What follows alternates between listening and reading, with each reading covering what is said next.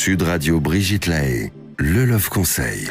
Alors Pascal Neveu, j'ai eu envie de parler des blessures d'enfance parce que j'avais reçu ce livre de Lise Bourbeau, la guérison des 5 blessures, qui vient de ressortir en pocket. C'est très grand public et je trouve que ça peut aider des tas de personnes qui n'iront jamais vous voir. Dommage. Pas parce que vous n'êtes pas bon, mais parce que ils n'ont pas. Il y a encore plein de gens qui n'ont pas, qui ne veulent pas aller faire une thérapie. Et donc, j'ai eu envie de reparler des blessures d'enfance et de rappeler que ce livre est très didactique. Et alors, dans ce livre, à un moment donné, elle parle des 5 blessures et comment le corps trahit cette blessure. Et j'ai trouvé que c'était intéressant, donc j'en ai fait le Love Conseil. Parce que c'est vrai qu'en général, on va tout faire pour masquer nos blessures et on va donc prendre des positions, des attitudes corporelles qui vont finalement la révéler aux autres, cette fameuse blessure. Et donc, voilà, c'est pour ça que je trouve que c'est intéressant. Alors, la communication non verbale. Exactement. Mais maintenant, il ne faut pas prendre ça à la lettre, évidemment, mais c'est toujours intéressant. Alors, je commence par la blessure du rejet. La blessure du rejet, il y a souvent un regard assez fuyant. Et le haut du corps un peu replié sur soi-même, un corps plutôt contracté, une voix plutôt faible. Et en général, la personne va s'habiller de couleurs très, très sombres pour ne pas se faire remarquer, justement, donc pour ne pas être rejeté, en quelque sorte. Voilà. La blessure de l'abandon, la fameuse blessure de l'abandon dont on parle depuis 14 heures, alors c'est généralement un corps qui n'est pas très musclé. Je ne pense pas que les sportifs aient beaucoup de blessures d'abandon. J'ai un petit peu fait en tout cas, c'est plutôt un corps avec des bras qui sont un peu comme ça, pas un dos plutôt voûté au fil des années, un regard assez triste en général, et puis des vêtements assez amples. Pas de vêtements qui mettent en relief la taille. C'est-à-dire que tout est mou, en fait, c'est ça? Je n'irai pas jusque-là. Non, mais on va pas descendre jusqu'en bas. Mais... je n'irai pas jusque-là. En tout cas, voilà. Alors, la blessure de l'humiliation, c'est un corps, là, en revanche, tout en rondeur, avec souvent des kilos en trop, un visage ouvert, des yeux assez ouverts et un peu naïfs, le dos rond, et une voix qui se veut aimable. Et en général, c'est des vêtements qui sont, au contraire, un peu serrés. Voilà. C'est une voix pour la radio, c'est ça? Non, pas vraiment. Je n'ai pas de blessure d'humiliation. Vous me cherchez. La blessure de trahison. Alors là, c'est en revanche un vrai besoin d'exprimer du pouvoir, de la force, et surtout dans le haut du corps. C'est souvent on recule les épaules pour bien sortir le thorax. Et alors les femmes, ça peut être aussi au niveau du bassin. Bref, et il y a souvent peut-être un peu un surpoids au niveau du ventre au fil des ans. Et là, c'est plutôt des yeux séducteurs, un regard qui essaye de percer, un regard intense. Et on va favoriser évidemment les vêtements qui marquent, c'est ça, flamboyants. Se faire remarquer. Exactement. Et quant à la blessure d'injustice, c'est un corps plutôt bien proportionné, on se tient droit, peut-être un peu raide, comme la justice, si je puis dire, avec une apparence séduisante, soignée, un regard assez direct, mais en général... L'allégorie de la justice également, elle est voilée, donc il ne voit pas non plus. Vous parlez du regard, là. Oui. Peut-être, je ne sais pas. Moi, je me réfère à ce que j'ai lu dans le livre. Et une voix souvent un peu rapide, un peu saccadée. Voilà. Bon, c'est à prendre comme ça, mais c'est toujours intéressant de voir qu'est-ce qui dans notre corps pourrait trahir finalement une blessure d'enfance. Et puis parfois, et ça j'y crois beaucoup, en travaillant sur le corps, on réduit aussi la souffrance de la blessure. Ça, c'est quand même toujours intéressant. On le voit lors d'accompagnement en thérapie, que ce soit des victimes ou des patients, entre guillemets, lambda, pardon pour le terme lambda, mais on voit l'évolution du corps, on voit les transformations et également des couleurs qu'on porte. Également, moi je l'ai vu bon nombre de fois. Les gens se transforment, les coupes de cheveux également. Il y a plein de choses qui se passent à un moment donné. Bien sûr, parce que ce qui se répare de l'intérieur se voit transpire extérieurement. Au niveau du corps, on est d'accord. Exactement. Mais parfois, en travaillant quelque chose de l'extérieur, on va un petit peu aider aussi l'intérieur. Alors, il vaut mieux travailler de l'intérieur, on est bien d'accord. Mais c'est quand même c'est une un système osmose de vase communicant, évidemment. On est d'accord. Alors, Pascal Neveu, je vous présente Sabine Procoris. Bonjour. Bonjour. Vous êtes à la fois philosophe et psychanalyste. Oui. Et alors, vous venez de sortir un livre aux éditions Le Cherche-Midi qui doit un peu faire grincer pas mal de gens, j'imagine. Je ne me suis pas posé la question pendant que j'écrivais, et Dieu merci, j'avais autour de moi des soutiens. Mais de fait, il est, disons, certainement très à contre-courant, oui. Donc il va peut-être agacer un certain nombre de... Et il va faire grincer des dents, mais moi j'ai aiguisé mes incisives, comme on dit dans Le bal des vampires. C'est ça, ouais, totalement, j'avais la même référence. Vous avez les crocs. Ça s'appelle Le Mirage MeToo. C'est ça. Et vous évoquez vraiment de manière très, comment dirais-je, très rationnelle tout ce que a apporté MeToo, parce que quand même ça a apporté des choses, mais en même temps les extrêmes qui finalement ne font pas avancer réellement la cause qui est censée défendre MeToo. Disons que c'est rationnel, c'est-à-dire que j'ai été au fond de la mine, on va dire, pour essayer de comprendre mes réticences initiales devant ce mouvement, puisque au début, moi, j'étais assez tiraillée, forcément, puisque les agissements prêtés, enfin, les choses, les actes dont était accusé Harvey Weinstein, ce qui était le début, si vous voulez, de toute cette affaire, étaient des actes parfaitement odieux. Néanmoins, assez rapidement, j'étais pas à l'aise du tout devant ce mouvement. Déjà, à cause des réactions à la fameuse tribune de Neuve que j'ai trouvée d'une violence extrême, ce qui me semblait quand même le signe que ces questions très sérieuses sur lesquelles MeToo avait mis le doigt ne pouvaient pas faire l'objet, en fait, d'une discussion, d'un débat public. Il n'y avait pas d'opinion, enfin de voix différentes qui pouvaient être entendues, y compris de voix de femmes. Hein. C'était des femmes qui avaient signé cette tribune. Et donc, je me suis dit, là, il y a quelque chose qui ne va pas. Et ce ton victimaire, accusatoire et l'extrême violence qui s'est très très vite manifestée dans ce mouvement m'a vraiment beaucoup questionner. Donc moi, quand je sens quelque chose, je m'en tiens pas là. J'essaye de comprendre pourquoi je ressens ça. Est-ce que c'est fondé? Est-ce que c'est pas fondé? Et à partir du moment où je me suis vraiment mise au travail, qu'est-ce que j'ai fait? J'ai essayé de décortiquer, on va dire, aussi précisément que possible et à partir enfin vraiment de façon documentée, si vous voulez. J'ai essayé de décortiquer quoi?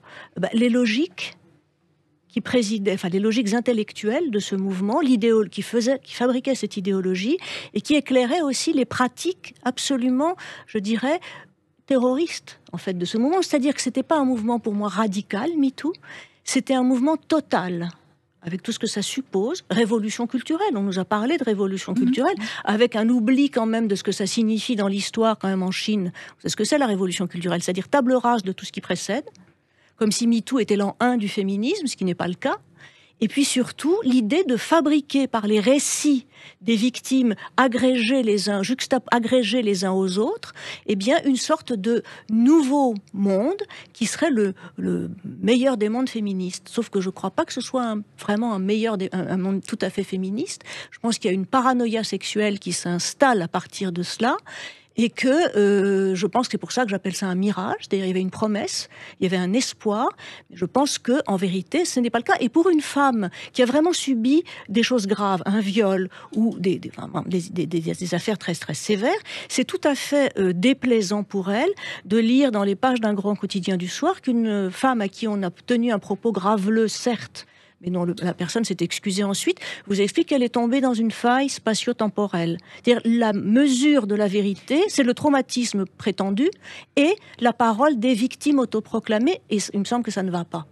Oui, on ne fait plus de différence entre un viol et une petite phrase désagréable qu'on peut entendre. Et ce qui est, enfin, vous commencez par évoquer le cas de Jacqueline Sauvage. Je rappelle que c'est cette femme qui a tué son mari violent et qui a été d'ailleurs libérée. Enfin bon, maintenant, aujourd'hui, elle est morte, donc on peut en parler d'autant plus clairement. Moi, je sais, pour avoir considéré qu'il n'était pas logique qu'elle ne soit pas accusée, parce qu'elle a quand même tué, enfin je veux dire, c'est quand même un meurtre, je suis désolée, en plus de dos, enfin voilà. Et quand j'ai évoqué ça plusieurs fois face à une femme, je me suis fait insulter. Donc, ça ne m'étonne pas.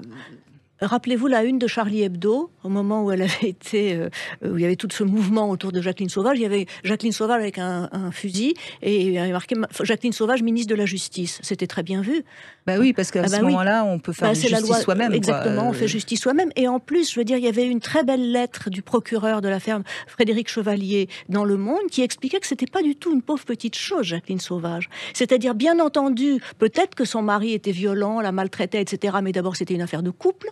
Puis on peut quitter son mari à notre époque. Exactement, on peut quitter. Mais c'est elle qui avait les comptes, qui avait le pouvoir économique. Donc, c'est pas une pauvre petite chose. Et donc, on peut pas parler de cette idée de légitime défense différée. Juridiquement, je veux dire, c'est la porte ouverte à tout. Donc, quand on met sur le même plan, comme l'a fait le président de la République, au moment de la mort de Gisèle Halimi, 3 jours après, Jacqueline Sauvage, ou c'est l'inverse, les droits des femmes, celles qui luttent avec les armes du droit, comme Gisèle Halimi pour l'avortement, pour la criminalisation du viol, et puis Jacqueline Sauvage qui tue son mari de 3 coups de fusil dans le dos, après la dispute. C'est-à-dire, elle est descendue pour le tuer. Il y a quelque chose là qui, moi, me paraît quand même un vrai, très problématique. Mais ce qui est grave, parce que c'est le reflet de notre société, c'est-à-dire que on mélange tout, quoi. Il y a plus de hiérarchie des valeurs. C'est ça. C'est-à-dire d'ailleurs, en effet, il y a une confusion extrême. Et d'ailleurs, ce que la dernière partie de mon livre, qui est un post-scriptum sur l'affaire Duhamel et les variants MeToo, m'a permis de comprendre en fait la nature assez trouble de cette contagion énorme de MeToo, parce que c'est viral. C'est une contagion émotionnelle. Mais émotionnelle, mais en plus, hystérique. Qui a un goût. Oui, mais j'irais plus loin que ça. Je dirais que ça a un goût, c'est vraiment une fascination pour la confusion. Ouais. Or, la confusion, qu'est-ce que c'est ? C'est précisément le chaos incestueux. C'est-à-dire, c'est comme un retour du refoulé, en vérité. Bien sûr, oui, bien sûr. C'est-à-dire, c'est ceux qui font le plus la morale à tout le monde, qui voudraient comme avoir un ministère de l'éradication du vice et de la vertu. Et ces nouvelles féministes ne se rendent pas compte qu'elles remettent les femmes dans des positions de soumission. Mais bien sûr, dès qu'on est victime, on est soumise. C'est-à-dire, oui, en même temps, oui, bien sûr, elles les mettent dans une position de dominée structurelle, essentielle, mais en même temps, il me semble quand même que cette position de plainte et d'accusation est en même temps une arme de guerre dans quelque chose qui est extrêmement violent. Parce que quand on a vu les slogans des MeToo dans les manifestations, le kérosène, c'est pas pour les avions, c'est pour les violeurs, pardon, mais ça me semble pas vraiment l'expression de douces agnelles. Non, on préfère les voir de l'autre côté de la rivière. Moi, je ne vais pas rebondir sur l'affaire Jacqueline Sauvage parce que je vais encore me faire massacrer comme d'habitude. Et je connais très bien Maître Tomasini et on ne s'entend absolument pas. Et elle a une petite armée qui ensuite, on reçoit des insultes, des messages téléphoniques avec des insultes. Bon, c'est le marché de Maître Tomasini. Bon, bref, elle va me détester comme d'habitude, mais je ne suis pas le seul qu'elle déteste. Mais moi, ma grande question... pour vous, c'est quoi le bon féminisme ? Parce qu'on est sur un néo-féminisme, on a déjà discuté dans cette émission. Ça serait quoi le bon féminisme ? Alors, je n'y ai pas le bon ou le mauvais féminisme. Pour moi, d'accord. Oui, pour moi, c'est même du fake féminisme, ce qu'on a aujourd'hui. C'est-à-dire, c'est illusoire, si vous voulez. Parce que ça ne revendique pas, en fait, l'émancipation et l'égalité. Ça revendique un retournement de la domination dans un fantasme de la domination qui est factice, en fait. Ça ne fonctionne pas comme ça, les relations. C'est pour ça que j'ai fait un long développement sur la question de l'emprise, par exemple. Ouais. Donc, le féminisme, il y a toujours eu des tensions dans le féminisme. Moi, je suis d'une génération, si vous voulez, qui est venue un peu après les grands mouvements des années 70, mais j'étais au lycée au moment du procès de Bobigny. J'étais jeune étudiante au moment de la loi Veil. Ma mère, j'ai piqué le deuxième sexe dans la bibliothèque de ma mère quand j'avais 12 ans. Donc pour moi, le féminisme, si vous voulez, c'est, comme le dit très bien, aussi bien Simone de Beauvoir que Virginia Woolf, c'est bien sûr en tant que femme qu'on peut être maltraité ou discriminé, mais c'est en tant qu'être humain qu'on doit avoir une égalité des droits. C'est-à-dire le fait d'être une femme, d'une certaine manière, c'est une particularité qui s'inscrit dans le fait qu'il y a une égalité entre les humains. C'est tout. Donc il n'y a pas le féminisme, c'est juste demander une égalité et avoir le droit de s'émanciper des oppressions et pas accepter que Judith Butler, par exemple, puisqu'on en parlait, dise il y a 20 ans que les femmes qui retiraient leur burqa sous les talibans, c'était des complices du préjugé culturel occidental. Et vous pensez quoi des discours, par exemple, je vais rentrer dans le sujet, je suis désolé. Mais allez-y, Pascal, bien sûr. Je vais me faire engueuler. Mais qu'est-ce que vous pensez des discours, par exemple, mais hallucinants, voire consternants d'Alice Coffin ? Ah bah, Ce qui est consternant, c'est la place qu'on lui donne, surtout. C'est-à-dire, mais non. Il ne faut même pas citer son nom, d'ailleurs. Mais c'est-à-dire, on est obligé de la... Si, elle est drôle. partout. Mais je veux dire, moi, je me suis tapé de lire son livre, quand même. Ah, bonne chance. Moi, quand je bosse, Vous êtes maso, hein. Oui, j'ai lu. Elle écrit quand même qu'elle pense ne pas finir sa vie sans blesser physiquement un homme, quand même. Totalement, ouais. Mais Alice Coffin, je veux dire, ce qui me consterne, c'est qu'un éditeur considère que c'est un essai, qu'on peut le publier, comme essai. Bon, Alice Coffin, c'est vraiment de la bouillie, mais c'est une activiste, si vous voulez, qui existe parce qu'on considère que, vous voyez, quand une intellectuelle comme, par exemple, Camille Froidevaux, la Métrie, qui est une philosophe en principe, enfin une personne formée, etc., vous explique pendant une page dans Le Monde que c'est formidable, Alice Coffin, ben moi, ça me démoralise. Et c'était un antidépresseur d'écrire ce livre. Donc, Alice Coffin, c'est un symptôme, mais c'est très intéressant comme symptôme, parce que ça m'a permis de comprendre qu'est-ce que c'était cette histoire de suprémacisme lesbien. Moi-même, j'ai fait des travaux pour l'égalité des droits des homosexuels. Ça, on ne peut pas me reprocher d'être homophobe, certainement pas. Mais en fait, elle dit les lesbiennes ne sont pas des homosexuels. C'est-à-dire la question de la sexualité est évacuée. Et je me suis demandé, mais à quoi ça... Mais c'est comme l'ode au clitoris, on oublie le vagin et la pénétration n'a plus de raison d'être. Oui, mais on n'a plus le message. On n'a plus besoin des hommes. De ma part ou de Coffin? Non, de vous. Ah, de vous. C'est que peut-être que les gens arrêtent de se laisser intimider par ces fadaises. Parce qu'en fait, il y a un climat d'intimidation extraordinaire autour de MeToo. C'est comme, dès qu'on ouvre la bouche pour dire il y a peut-être un problème, on a l'impression qu'on blasphème en réalité. Vous êtes sous protection policière? Ah, pas pour l'instant, pas encore. Non, merci. Non, Dieu merci, je ne suis pas paranoïaque. On n'en est pas là. Sincèrement, c'est un livre formidable, ça s'appelle Le Mirage MeToo. Merci en tout cas Sabine Procoris. Merci. Continuez. Il y a une phrase quand même que je veux sortir du livre parce qu'elle est très importante. La parole d'une victime qui parle aurait moins de valeur que la présomption d'innocence. Pourquoi ? Ah oui. Il faut se la poser cette question, parce que c'est vrai, à partir du moment où une victime qui accuse quelqu'un a plus de poids que la présomption d'innocence, on est en danger. Et c'est le problème du tribunal populaire également. C'est le tribunal populaire, c'est la présomption de crédibilité que demande Irène Théry, et si on jette à la poubelle tout le droit pénal démocratique moderne depuis Beccaria. Notre démocratie est en danger, je pense. Bien sûr. Pour plein de raisons, merci. Et notamment pour celle-ci. Merci beaucoup, Merci Sabine Procoris. Le miracle MeToo... Mirage, pardon. Oh là là, c'est un beau lapsus, c'est un très beau lapsus. Ah oui. Aux éditions Le Cher.